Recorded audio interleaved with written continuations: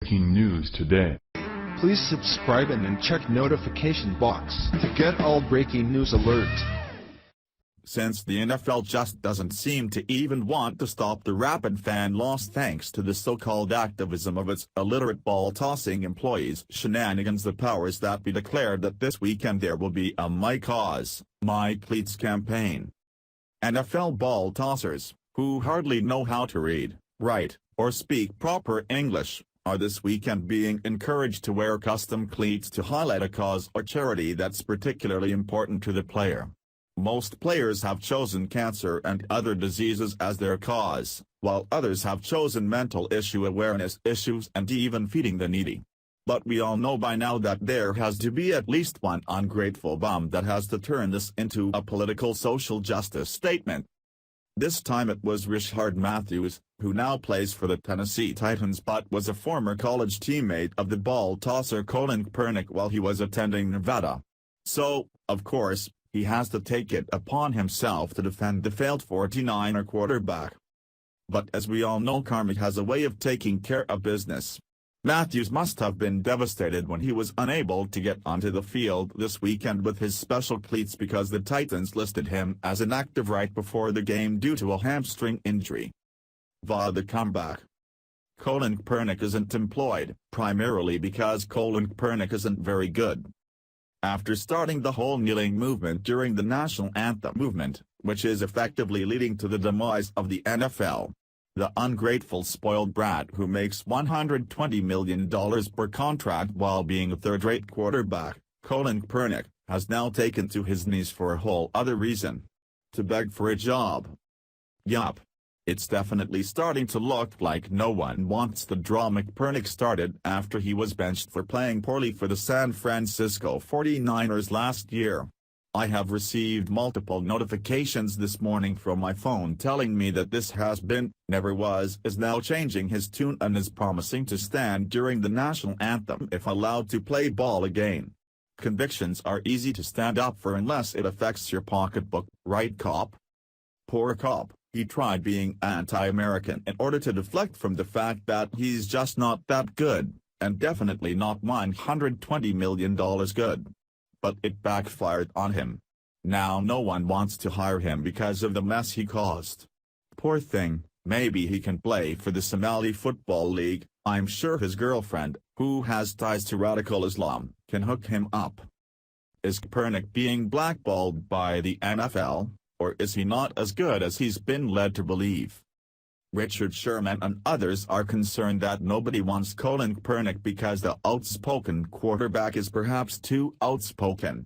He quietly protested the national anthem by taking a knee when it was played before games in 2016, and now there's a belief that teams don't want that kind of First Amendment exercising in their locker rooms.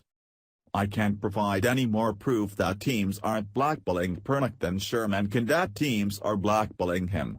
But I do think history indicates that Kaepernick's on-field performance has more to do with his lack of employment opportunities than anything else. Here are the reasons why. 1. Kaepernick isn't a good NFL quarterback. Never really was, although he did take the league by storm, a la Robert Griffin III, early in his career. That was back when defensive coordinators and personnel were still shocked by such uniquely athletic quarterbacks and hadn't yet figured out how to stop them. Then they did, and Kaepernick was exposed.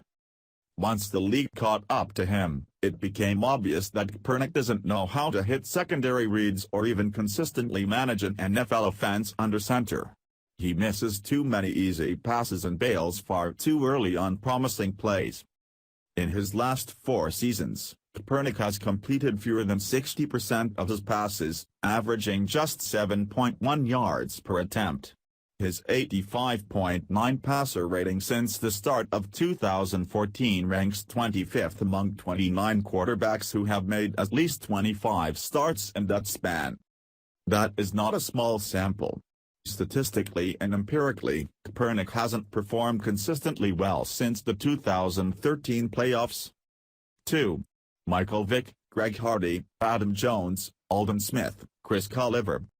Vick and his associates murdered dogs, Hardy was arrested for choking his girlfriend and throwing her onto a couch full of assault rifles. Jones pleaded no contest to conspiracy to commit disorderly conduct in connection to a Las Vegas strip club shooting that left the man partially paralyzed. Smith has been arrested at least 5 times since coming into the league. When asked if there are any gay players on his team, Culliver, who also has a rap sheet, once said this: "No, we don't got no gay people on the team, they got to get up out of here if they do. Can't be with that sweet stuff. Nah. Can't be. In the locker room, man. Nah." All of those guys found work after those incidents, because the NFL is a screwy business in which teams have always been willing to sacrifice moral high ground in order to win. And the better you are, the more likely you are to gain a second, third, fourth, fifth chance. There's no other way to explain why those 5 found new jobs, along with other talented thirds. You know, guys like Michael Floyd, Ahmad Brooks, Ray McDonald, Adrian Peterson, Rolando McLean, Albert Hainsworth, Parrish Cox, Kenny Britt, Aqib Talib, Ray Maluga, Brandon Marshall, Terrell Suggs, Joey Porter, Randy Starks, Frosty Rucker, Santonio Holmes, Kevin Williams, Nick Harper, Tank Williams, Michael Pittman, Mohsen Mohammed, Corey Dillon, Rod Smith, and Ray Lewis. If teams were willing to take the PR hits associated with employing those players, surely some would be willing to sign a guy like Kaepernick, whose jersey sales skyrocketed after he began protesting the anthem last year. Unless, of course, Kaepernick isn't a good quarterback. 3. He probably thinks he's a good quarterback.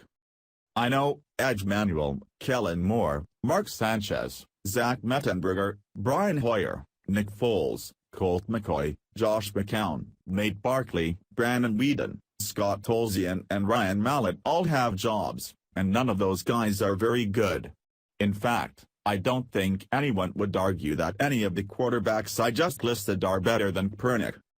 But that doesn't mean much, because none are viewed as starters, none are paid as starters and none pretend to be starters. They're on rosters as quarterback insurance, and most of them are regular pocket quarterbacks who can serve as a poor man's version of the starter they're backing up. In that respect, Kaepernick's unique skill set could be hurting him. He isn't a carbon copy of anything. He's the type of player that you build an offense around if he's good enough. But if he's not good enough, there isn't much of a role for him. Kaepernick is also a bigger celebrity than every backup in the league, which could have him and his agent seeking a contract that will pay him something at least close to the $14.3 million he made in 2016. But nobody listed above is slated to make more than $6 million in 2017, and most will make a hell of a lot less than that. That same dynamic might also explain why the more accomplished Jay Cutler remains a free agent. But nobody is suggesting he's been blackballed. Kaepernick isn't very good, but for years he's been led to believe otherwise. In a league where teams refuse to give up on talented turds but can live without semi-talented good guys, that's the primary reason why he continues to linger on the free agent market. Hey NFL, instead of promoting these bums as social justice warriors who give a crap about anything other than themselves and their own pocketbooks, what the NFL should have done is put a stop to this malarkey when Colin Kaepernick first decided, with the encouragement from his Islamic girlfriend, that it was a great idea to kneel during the national anthem in order to deflect from the fact that he's just a piss-poor player and was about to be cut from the 49ers organization anyways. That was the moment to stop it. Now it just seems like the NFL is asking us fans to stay away. It's like they are taunting us with these asinine programs. Share if you will never watch another NFL game again. Follow us on Facebook at Freedom Daily.